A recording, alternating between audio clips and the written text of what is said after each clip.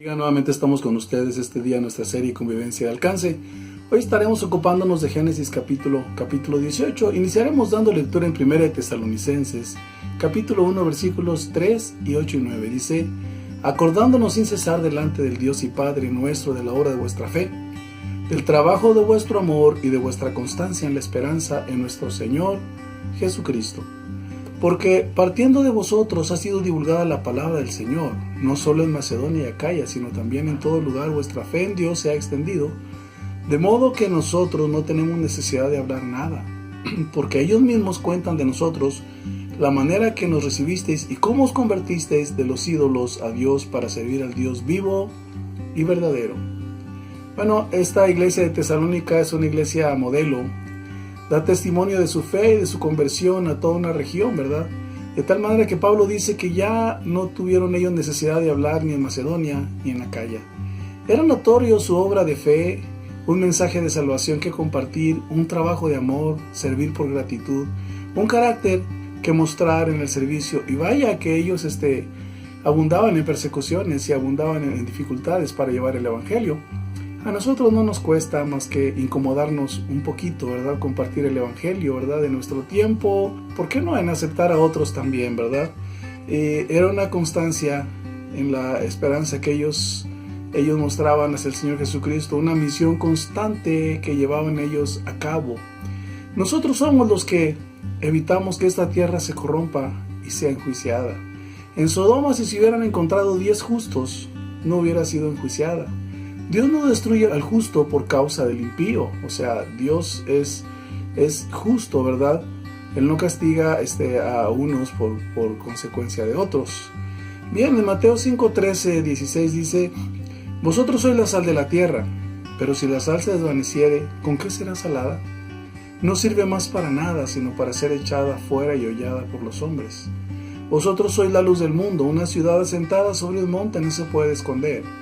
Ni se enciende una luz y se pone debajo de un almud, sino sobre el candelero, y alumbra a todos los que están en casa. Así alumbre vuestra luz delante de los hombres, para que vean vuestras buenas obras y glorifiquen a vuestro Padre que está en los cielos. Bien, la sal se compone de 2 partes, es cloruro de sodio. Si la sal llegara a separarse sería un veneno, pero junta la sal tiene muchos usos, ¿verdad? Condimenta. También la sal la usan para que la carne no se corrompa. Es un agente, es un elemento conservador. Y el Señor Jesucristo dice que nosotros somos esa sal, ¿verdad? Y si esa sal se desvanece, no sirve para nada, sino para ser echada fuera y hollada por los hombres. Bueno, nos está dando una gran comisión, ser sal y ser luz, ¿verdad? Es necesario anunciar el mensaje de salvación, no olvidar nuestra misión y desarrollar en nosotros un carácter adecuado. El contacto con la gente es importante. Como en Hechos, la palabra está en la comunión en la mesa. Dice que compartían los alimentos, ¿verdad? Con sencillez, ¿verdad? Y se añadían a la iglesia cada vez los que debían ser salvos. En la visita a la casa de un fariseo, ¿verdad? Hay una mujer que está ahí esperando al Señor con mucha gratitud. En el funeral del hijo de una viuda, ahí está el Señor consolando. En la necesidad de agua viva, aquella mujer que había tenido 5 maridos y el que tenía no era su marido, pero tenía una sed del agua viva. En la enfermedad de la hija de Jairo también estaba presente, en el estanque donde estaba el paralítico, en la calle ante los gritos de aquel ciego Bartimeo. El Señor estaba donde estaba la necesidad. Y eso es muy importante que nosotros lo entendamos, ¿verdad? Que toquemos la necesidad de la gente, ¿verdad? Que lo hagamos con humildad, con gratitud y respeto por las personas en su necesidad. Es una relación personalizada la que necesitamos, tocando la necesidad de las gentes de manera continua hasta que se enraicen en el Señor y le conozcan. Tenemos nosotros una grande encomienda, ¿verdad? Pero ¿hay para Dios alguna cosa imposible?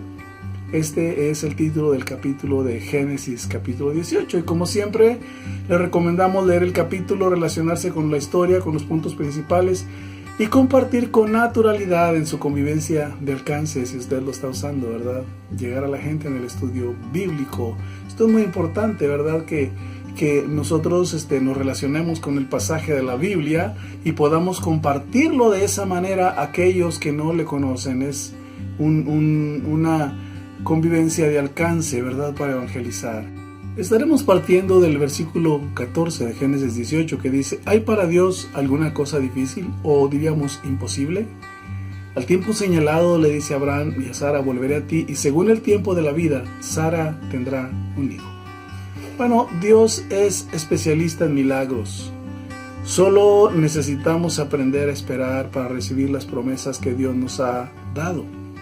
La fe nos hace amigos de Dios y nos comunica sus planes, los propósitos de Dios. Podemos captarlos, entenderlos y empezar a caminar con Dios. Pero solo nos pide un corazón limpio delante de Él. Y esto también sigue siendo un asunto de fe. Así es que nosotros somos el pueblo de la fe. Si vamos a compartir una palabra de fe, la gente va a recibir por la fe. Usted y yo vamos a ver la mano de Dios por la fe. Lo que mueve la mano de Dios es la fe, no es la necesidad. El lenguaje de Dios es la fe, es su palabra. Ese es el lenguaje de Dios y Dios está bien comprometido con su palabra. Dios siempre cumple su palabra. Versículos 1 al 10. Dice que a la casa de Abraham llegaron 3 varones. Y bueno, Abraham, cuando los ve, los recibe, ¿verdad? Pero Abraham inmediatamente pone atención a la presencia de estos varones. Aunque eran 3, se dirigía a uno como señor y se postró a tierra. Le sirvió comida, o sea, su hospitalidad se hace notoria, ¿verdad? Porque él sabía que venían de Dios y atendió a su palabra, el mensaje que le llevaron. Dios siempre vuelve con abundancia todo servicio que nosotros le damos, ¿verdad? Dios nunca se va a quedar con nada. Y en este caso había 3 varones que le llevaban un mensaje de Dios y él fue hospedador y les atendió y les sirvió. Entonces la hospitalidad sí le promete a Abraham el hijo esperado. Bueno, vemos en la Biblia que Pedro prestó su barco al Señor y el Señor se lo entregó con peces que casi se volteaba, ¿verdad? Una boda que fue invitado el Señor convirtió el agua en vino. La hospitalidad de una viuda le recompensó con harina y aceite el Señor. O sea que Dios siempre vuelve con abundancia aquello en que le servimos o le damos. Para Dios no hay nada, recuerde, no hay nada imposible. Así es que Dios siempre cumple su palabra, ¿verdad? Ya habían esperado muchos años Abraham y Sara, tenían una promesa. Pero la verdadera ley de la fe es poner la mirada en la palabra de Dios, no en sentimientos ni posibilidades. Ellos se rieron por el tiempo de tener un hijo, ya eran grandes de edad, pero Dios ve las cosas y para Él no hay nada absolutamente imposible. Dios, que ve todas las cosas, Él no depende de las circunstancias, Él no depende de las posibilidades ni de lo que sentimos. Y Dios aquí está confirmando nuevamente una palabra a Abraham, ¿verdad? En el tiempo señalado vendré a ti. ¿Sí? ¿Y qué le está diciendo? Tu esposa va a tener un hijo. Según el tiempo de la vida, Sara tendrá un hijo. Qué tremendo es esto, ¿verdad? A nosotros nos cuesta trabajo esperar. Abraham ya había esperado muchos años. Pero ahora Dios está confirmándole nuevamente, ¿verdad? En el tiempo esperado. El tiempo es lo que nos cuesta a nosotros, ¿verdad? Esperar. Pero Dios es fiel. Él cumple su palabra porque para Dios no hay nada imposible. La fe nos permite conocer los planes de Dios. Versículos 17 al 21. Dice que Abraham era el amigo de Dios y dice Dios, ¿cómo le voy a ocultar esto a mi siervo Abraham? Bueno, el pecado había llegado a su máxima expresión, ¿verdad? Y no se permitiría más contaminación en la ciudad. El clamor había llegado a Dios de la injusticia, de las violencias y la perversión que tenía Sodoma y Gomorra. Habían llegado a un tope, a un límite. Y bueno, veía ya Dios a Abraham como una nación grande y fuerte. Y a sus hijos los veía proclamando justicia y viviendo en ella. Pero Dios tenía que mostrar justicia. Y Abraham le dice, ¿acaso destruirás al justo con el impío? Y claro, Dios permite conocer los planes. Cuando nosotros tenemos fe, Dios también nos hace partícipes, nos hace entender, ¿verdad? Una situación que puede ser desesperante o muy difícil. Recuerde, tenemos que confiar en la palabra porque para Dios no hay nada imposible. A veces el factor es tiempo, pero Dios siempre cumple. A pesar del tiempo, Dios es fiel. Así es que no olvide usted jamás esto, ¿verdad? Que Dios es fiel a su palabra, es fiel a sus promesas. Y antes de que Abraham tuviera hijos, ya le estaba diciendo, vas a ser padre de mucha gente y tu gente, tus hijos van a ejercer justicia, ¿verdad? Y van a proclamar también justicia y van a vivir en ella. Dios estaba viendo ya una simiente, ¿verdad? Y se estaba refiriendo a la simiente también de la fe, ¿verdad? A aquellos de la fe, porque Abraham, el hecho de haber creído el padre de la fe, le fue contado por justicia. Abraham podía entender en esas palabras que se acercaba un juicio inminente. La maldad había llegado al tope, al máximo delante de Dios. Tenía un juicio tremendo, ¿verdad?, que se avecinaba, pero era por la maldad. Dios no permitiría, ¿verdad?, que aquella maldad cundiera y contaminara más la tierra. Así es que era una cosa tremenda la que se vivía. Llegó hasta su presencia el clamor, llegó hasta su presencia el tope de la maldad, y eso era algo que Dios tenía que atender y tenía que frenar. Abraham podía entender que esas palabras se referían a un juicio que vendría y era inevitable. La fe nos permite una amistad íntima con Dios en la que nos muestra sus obras, tanto de bendición como de juicio, ¿verdad? Dios no nos hace dejar en ignorancia, Dios nos muestra siempre, ¿verdad? Dios se complace en enseñarnos sus propósitos y para Dios no hay nada imposible. Los propósitos de Dios son hacernos bien. La fe nos permite tener un corazón limpio, ese es el requisito, ¿verdad? Los principios en los que Dios gobierna al mundo, una ciudad se hubiera salvado si tan solo hubiera tenido 10 justos, fíjese nada más. Por 10 justos la ciudad no fue preservada porque no los tenía. Realmente la humanidad no sabe cuánto le debe al pueblo de Dios, porque cuando hay justos en un lugar, Dios está deteniendo su juicio, y esos justos son la sal, esos justos son la luz, ¿verdad?, que tiene que alumbrar en medio de las tinieblas. Así que por 10 justos no sería destruida, pero no lo sabía. Dios no obra en la iniquidad. La iniquidad son pensamientos torcidos contrarios, ¿sí?, a Dios. Dios trata siempre de limpiar nuestros corazones. En 1 Juan 1:9 dice, si confesamos nuestros pecados, Él es fiel y justo para limpiarnos y perdonarnos de toda maldad. Así es que Dios nos da la oportunidad, ¿verdad?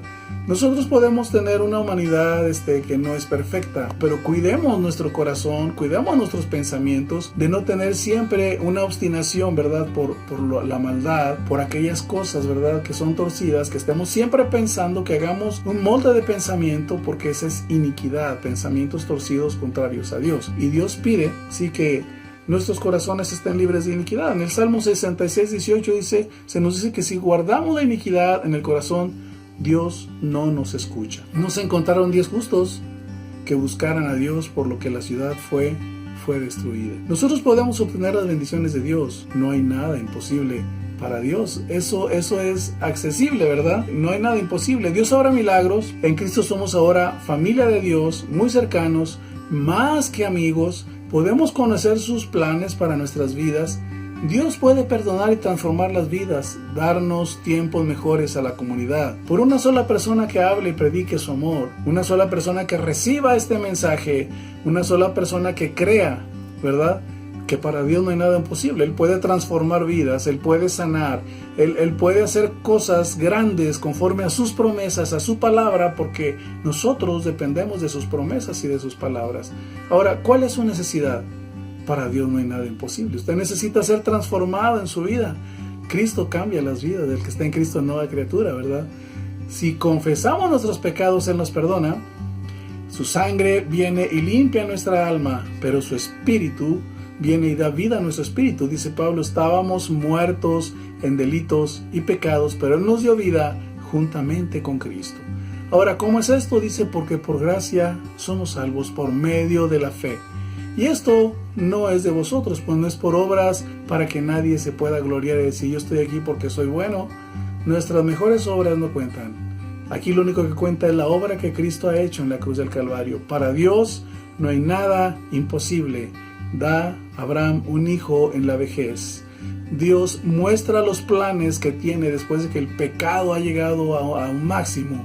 Pero también Dios está tratando ahora con cada uno de nosotros y nos permite tener un corazón limpio. Él se espera que nos volvamos a Él. Él esperaba que en Sodoma, que en Gomorra, 10 justos, 10 personas abrieran su corazón para que no llegara el juicio, pero nadie recibió este mensaje. Es triste, ¿verdad? hoy es el día aceptable y es el día de salvación. No sé usted qué es lo que necesita, ¿verdad? Para que pueda usted tener este mensaje y recibirlo, creerlo y experimentar el perdón de pecados, pero experimentar también la nueva vida, la vida espiritual.